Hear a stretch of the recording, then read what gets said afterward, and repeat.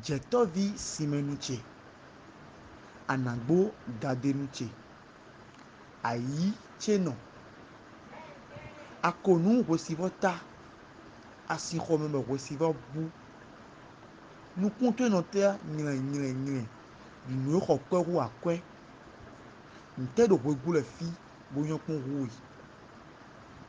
Adzomi doa na bãe ɖe me kpo, akpɔ miɔ hun tsenɔ xɔ gbagbo, ɖe gbigbɔ woe le si hun ɖɔ ŋu.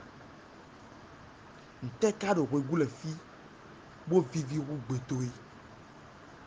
Ntɛ ka si nyɔkpɔ ɖo ʋegu le fi adavo ŋutoe. Ɖɔxodo gbezã tse me kponu mawu nu kɔ̃fifatɔ ɖo tsitse.